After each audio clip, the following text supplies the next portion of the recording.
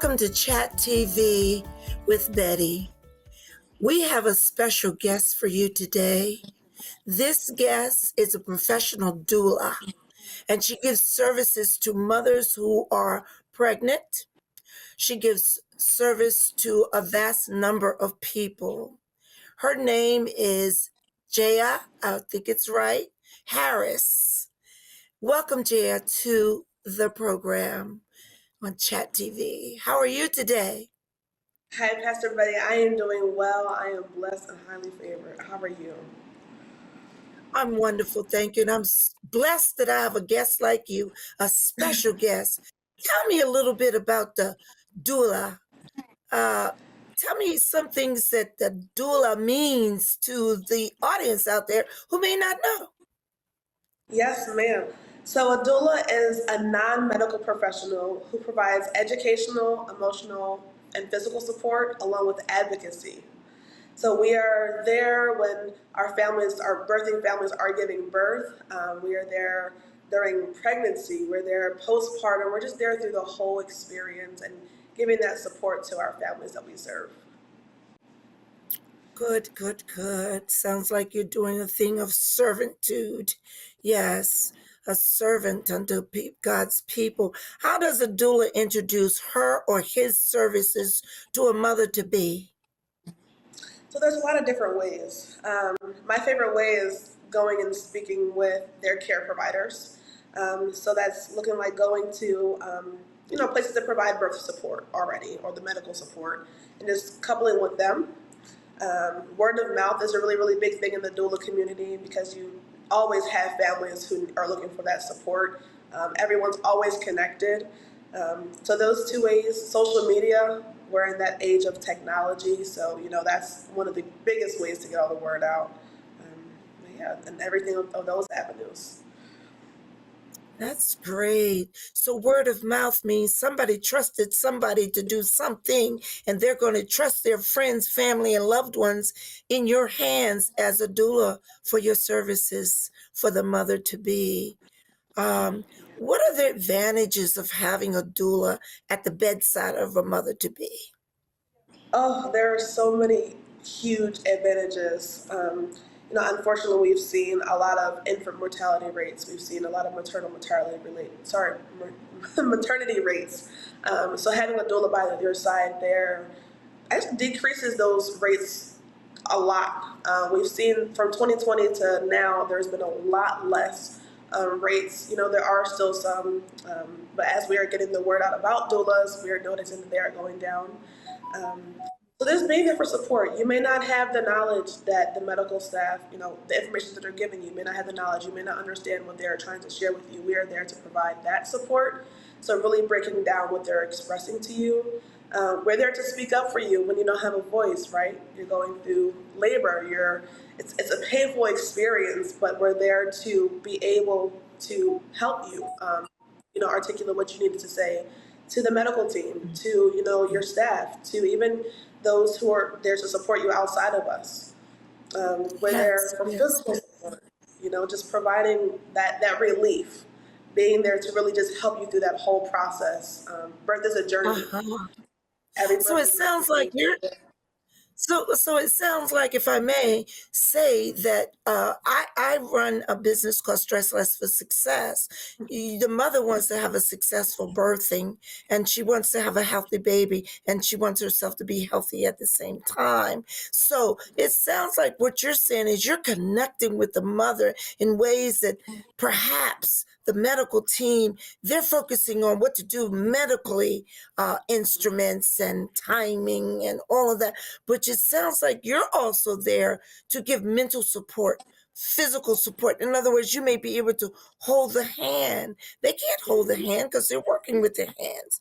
You may be there for physical, like I said, physical support. Like you may rub the hand. You may be there to touch the forehead. You may be there spiritually to offer an uplifting prayer to let her know this is a victory for you. You're going to conquer this, and your baby's going to come out born whole and holistically healthy. So your support during the labor sounds like it's very, very important to a mother.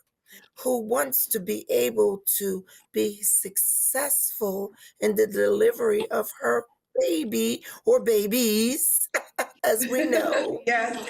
And so let me just ask this, since we're in a faith based chat TV show that we have here with Betty. The first biblical midwife was in Shipra and Pua, who, yes, they defied Pharaoh's orders to kill the Hebrew boys, and they allowed them to live. That was in Exodus 1 and 27. That was the first one that we knew about. They feared God more than they feared Pharaoh. That's what Yes. that scripture is showing me. So way back when, Yes. midwives, they call them doulas these days. They still call them midwives, but you were important in the kingdom of God, even saving that baby that was Yes, ma'am. supposed to be killed by Pharaoh's men. Am I right about it? Oh, wow, Yes, you are. that's so important. Tell me some others that you may have read about in the Bible that were Yes. midwives. So, actually, Greek doula is Greek for a maidservant. So we look in two different aspects of Mary, which is Jesus' mother, right? She was there for her cousin Elizabeth giving the birth to John, as we know, her son. But in addition to that, she was also a doula in a different sense. So she was nurturing and caring for those who were following Jesus, right?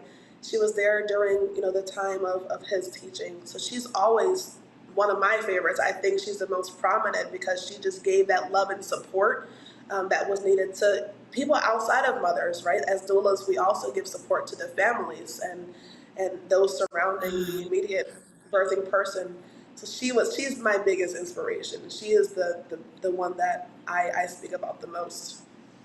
So Elizabeth was the mother to be, right? Mm-hmm. Yes. And she trusted Mary. Yes. So there's a So she, relationship there. yes, It's not just a fleshly relationship that you see her, she sees you, but it's a spiritual relationship of trust, of yes. faith in that person, that God gifted Mm-hmm. a talent Mm-hmm. to be able to have a relationship with that female that was getting ready to go into something that each pregnancy is different. So it's still a first time with that child. Each pregnancy, So yep. you may have had 5 children, but every time is a first child time. The birthing of a next child is still a first time. My mind, my mind. And Rachel's midwife, also in Exodus 2, verses 2 to 10, she was also a midwife, and that midwife also in the book of Genesis 35 and 16, that midwife was important and relative to the birthing of Benjamin. So all through the Bible, we find midwives being a servant unto God, more fearing of God than man, more trusting in God than man, and having faith that in the tender mercies that the baby would be born healthy. Am I right? Yes. You're absolutely Oh, right, Pastor. so you're in a very important position as a doula. And so in 2025, demonstrate this for me. You know how when I gave birth to my child, I needed the midwife who was a nun and never had a child at a Catholic hospital. She taught the classes for us. And then I was always questioning, how would she know how to have a baby? But I trusted in God that was Yes. in that womb. And so Yeah. demonstrate for me something I had to go through. How to help me in my breathing techniques during my labor. Yes. What, Oh what goodness. would a midwife, a doula, do to help the mother decrease her stress and slow down her breathing? So during the pregnancy, we teach multiple breathing techniques for that specific time. Um, they say that you can never be prepared for that time, which I kind of differ. So I do a lot of box breathing. So that's one of the easiest breathing techniques. It's pretty much 4 seconds in, you hold, you kind of wait for 4 seconds and you just breathe out. That right there, I think, is one of the greatest because it kind of gets you out of your mindset. So a lot of time, ladies are afraid to give birth, or the pain is just at a heightened level. Having those breathing techniques Yeah. really does help. Kind of takes your mind off of it.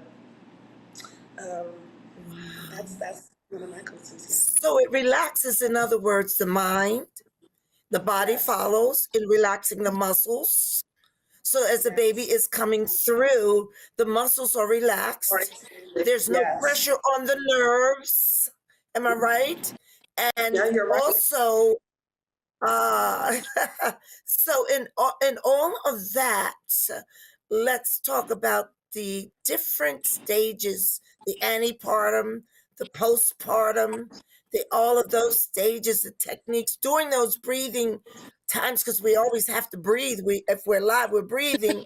So let's talk about in that premature birth caution that helps when we're talking about antepartum. How does the antepartum help to prevent premature birth?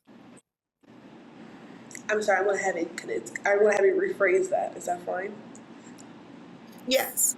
Why is bed rest ordered during Important. the antepartum stage? In other words, how important is it to help the mother not have a premature or preterm birthing?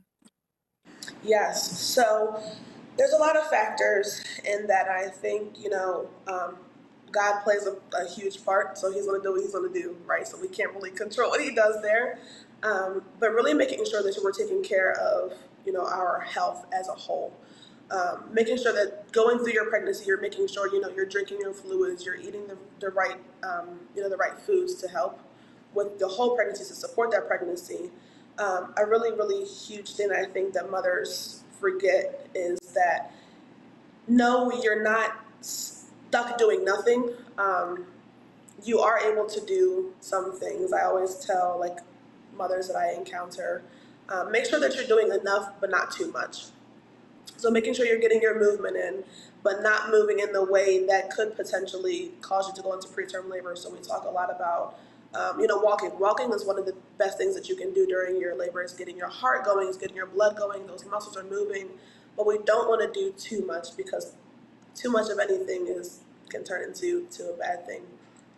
So taking rest is extremely important. I like that you mentioned that because it does give your body a time to kind of reset and to prepare for what's coming Mhm. next. And oftentimes, doctors will say, when you come into the hospital, you think you're having those labor pains, and the doctor will say, look to see how many centimeters you are, and then send you back home and Yes. send you back home. And so they'll say you need to be on bed rest, which is the antepartum stage. They'll say, go home. And I want you to do as less as possible. In other words, I don't want you lifting, especially lifting too much. In other words, they may say, you are to lift no more than 10 pounds. Uh, you are to walk up and down the steps no more than this many times. So they're saying that they want the mother to relax so that they don't cause strain on the mother, and then she end up having a preterm baby, forced, in other words, by doing strenuous things. So a doula that they may call up prior to birthing, the doula may say to them, you know, uh, obey what the doctor is saying so that you don't risk, in other words, having a premature baby. Am I right? You are right. And then even giving other things that they are able to do in place of the things that they were hoping to do. Amen. That's good. That's good stuff. If you want to brand or be a guest, contact Betty at 443-993-1811 or watersdon'tstress@outlook.com. See disclaimer at the end of the program. Welcome back to this part of our special guest, who is a doula. Her name is Jaya Harris, and we're glad to have her on the show today. We left off at talking about the antepartum stage of pregnancy, which is very helpful in helping to prevent preterm or premature birth, and it helps with cleaning and child care of other children in the home, that antepartum stage of life. So we want to talk about how helpful the doula is to the parent that has just had the birth, delivered the child or twins or triplets, and on and on. And so now we want her to explain some of the other duties that you do, maybe in the home, as you're helping the mother at the postpartum stage. In other words, she's had the baby and maybe she's had cesarean birth. She can't walk for or go up and down steps like she would want to. And how do you serve the mother with that kind of service in the home? Yes, ma'am. So each doula agency is different. I like to say mine is different because we are completely full scope. There are a lot of practices that we do that other doulas don't do. Again, we talked about the faith aspect of it. So we're offering prayer during the whole process, but right after baby is born. Once mom gets home, we're blessing the house. We're going through. Our agency provides meal prep. We're talking now on the physical aspect. Meal prep, we do healing circles. So that's a time that we're able to worship together to really just bring God into the new family, right? Parenting classes, like you said before, each pregnancy is completely different, which means each parenting style during that time is going to be different. So we offer parenting classes, newborn classes, like affirmation circles, and it's just really a transformative journey, a really transformative agency. We do everything. Amen. So let me just say that, if I may interject here, that there in the past, many, many mothers were not given the assistance afterwards. Yes. And some of the mothers ended up having depression, anxiety, of course, health issues as well, blood pressure going sky high because they didn't know what to do when the baby was crying and wouldn't stop crying. And the mother was also going through an anxiety period of her body structure changing. She may have been a size 6 to size 10, and now the mother's from a 14 to a 18 to a 20, and mother doesn't even know how to adjust in her time because she's busy taking care of her baby. And the doulas, my goodness gracious, are so helpful to the mother these days. And I'm so glad there's an increase in statistics about the number of doulas who are coming out to help mothers with their children, and so many things that you just mentioned, the household, the preparing meals, and perhaps even now with anxiety attacks that the mother still may go into in postpartum, you're there to help her to slow down her breathing, stay focused, help with the baby. Now I'm going to go into one part that I know really well. How do you help them with their latching on for the baby, for mothers that want to breastfeed their children? So I've got a lot of different, we actually offer that as a class, which is beautiful. So there's a lot of different techniques. So a lot of babies don't know how to latch. So we're making sure, first of all, the biggest thing that we try to make sure of is it's called golden hour. So golden hour is that one-on-one time with mama and baby, or even daddy and baby, right? Getting them acquainted so that they're comfortable. During that time is where majority of babies learn how to latch. And that, I think it's beautiful. Even those who have had cesarean sections, they do offer that time, which is a beautiful, beautiful thing. So we teach moms before they even go into labor how to help their baby latch. Um, but Wonderful. Wonderful. Thank you so much. Thank you so much. Oh my, you are so gifted. Yes, indeed. Now, how does doulas continue the care after postpartum, even? And a mother can they call you still and get some advice, some coaching, even after, say, 6 weeks after birth, a month after birth? Do you still allow your clients to call you? I do. And I do because I understand that, again, that journey is it can be really rugged for a lot of people, right? And again, I think about even our first time moms who don't really know what to expect. I offer services for up to a year. They are able to request after that year if they need extra support. So we do an evaluation even before labor, just to see where mom is feeling emotionally, where she's at as far as being able to care for baby. Now we do partner with other agencies who will be able to follow them more closely. Um, so for me, I'm always open. Any questions that any mom has after birth, I am always available for. I create a relationship with the families. So An it's awesome outside of, resource. Yeah, yes, it's, that's your awesome resource, and then you can refer them out, and that is also asset an asset to a mother to be able to pick up the telephone or email you and get an answer. And if you don't know the answer, it sounds like what you do is you refer them to someone that is an expert in an area that you may not be an expert in. But it says it's a community, right? It takes a yes. village to raise a child, and you're making that statement true. All right, that Absolutely. sounds great. That sounds great. So let me just ask you, what caused you to be interested in such a field? So this has been my life, all my life. I've always been a support to my family and families that I've come in contact with. I had a sick mother when I was growing up, so I was there for my siblings. I've had to raise my siblings. I've had to help, get her together. So that's always been a thing. I'm a servant at heart. I love serving. So this is just something that God dropped in my heart.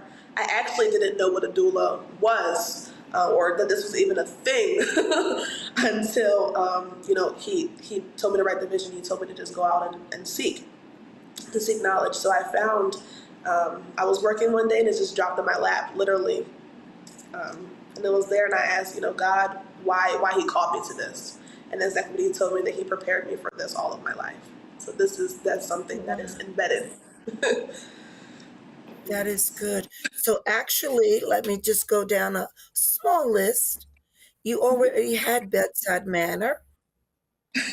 You already were assisting people that may need some assistance in some way of preparing food and what have you. You were already prepared in praying for people. You already were prepared in developing spiritual relationships with people. So, in some ways, woman of God, now that you are a pastor's wife, my goodness gracious, you are It already, continues. uh, that's right, in a continuum of what you were prepared for years ago. May not have known the word doula, but you knew the word midwife. Yes. Amen. And as you study the Bible as a woman of God, you could relate to some of those women in the Bible. Mary, for instance, Yes. Rachel's midwife, and my Lord, and all those mothers to be in the Bible. Am I right about it? You're right. Yes. So, yeah, God was preparing you for such a time as this. And it sounds like you're doing a great, great job. I want you to tell us, the audience, how they can ask questions to you and how they can get in touch with you, even if you're willing to perhaps maybe travel to foreign lands or even coach people over Zoom. for Yes. their birth, ways that you can coach someone as they are having their birth. Tell me some of the places that you've been for helping to coach, hospitals, in the home. Where have you served in those places? Um, I have never served outside of my immediate. So I'm in Chester County, so that's this where we serve as of right now. But we are open to going wherever we need to go to provide that support. We do offer that online support.